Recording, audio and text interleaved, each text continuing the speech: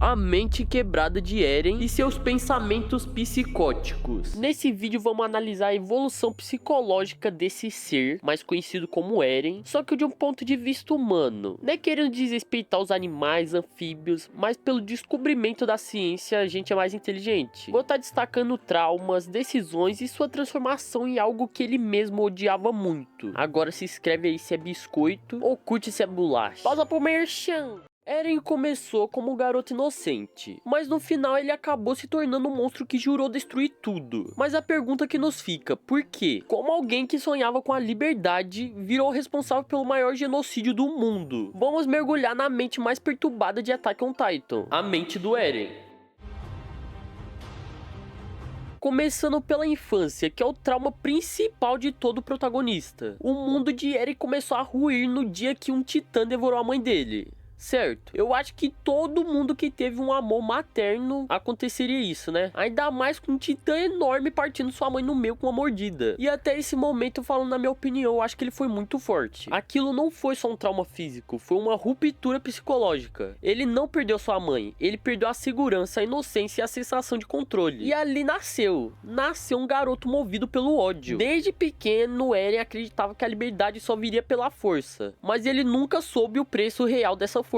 Agora você entendeu porque sua mãe tá ali? Ela tá ali pra te aconselhar, falar o que é certo, o que é errado. E ele não teve isso, simplesmente porque um titã pegou e partiu a mãe dele no meio com uma bocada só. Até aqui concordamos que foi trauma demais pro molequinho daquele tamanho, né? Agora vamos pra adolescência desse jovem garoto.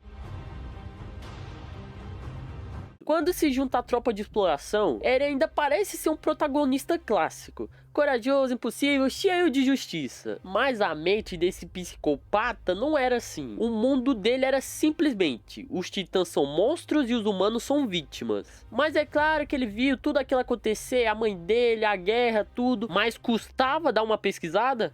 Custava saber se geral daquela tropa era daquele jeito lá mesmo, se os humanos é tudo bom, se os titãs é tudo mal. Tudo era preto no branco sem cinza. Até que certo dia isso começou a mudar. A virada, descobertas que destroem a mente. Quando finalmente o Eren descobre quem os titãs são na verdade, que no caso são humanos transformados. Depois disso, o bichinho fica doido. O cara simplesmente entra em colapso. A raiva dele agora tá direcionada ao sistema, ao mundo, a todo o universo. Aí nessa ladainha aí, finalmente ele descobre o pior, que existe um mundo fora das muralhas.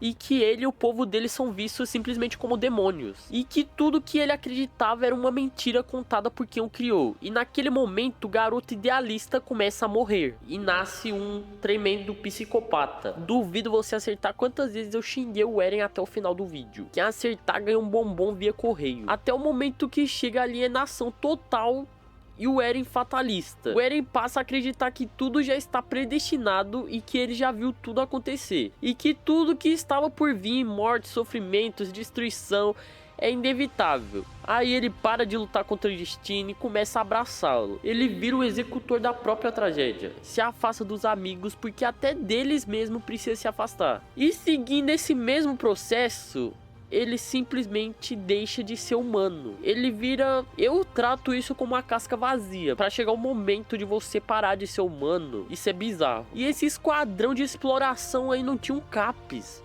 Não tinha um psicólogo. O clímax mental foi o seguinte: em um dos momentos mais perturbadores do anime, o Eren adulto aparece para o Eren criança. E sim, ele manipulou o próprio passado para garantir um futuro trágico. Ele forçou seu pai a matar. Ele chorou ao ver que teria que fazer, mas mesmo assim ele fez. E acabou se tornando o que mais odiava: um monstro com causa. E com a linda frase: se não somos livres, então não somos melhores que gado. Essa era a verdade que guiava sua loucura. E a conclusão é: Eren era vítima ou vilão? No fim, Eren não era um herói. E talvez nem foi um vilão no sentido clássico. Ele era o produto de um ciclo de ódio. Um jovem que teve tudo tirado de si: sua mãe, seu lar, sua verdade, sua humanidade. Simplesmente acabaram com tudo. Como eu disse lá atrás, pra mim, ele era só uma casca vazia. E que escolheu destruir o mundo pra salvar o povo louco que ele amava. Eren se libertou? Entre aspas, pois foi se tornando o próprio cárcere do mundo. A mente do Eren se tornou um espelho cruel da nossa realidade. Pra ter noção, tem uma teoria, se você não sabe, o número 140 significa liberdade no Japão, e o mangá de Attack on Titan terminou no 139. Assim, pra ficar comprovado e marcado que o Eren nunca foi liberto. Ele nasceu, sua infância foi toda corroída, mas ele teve uma chance na juventude e não soube aproveitar. Mas a pergunta que fica,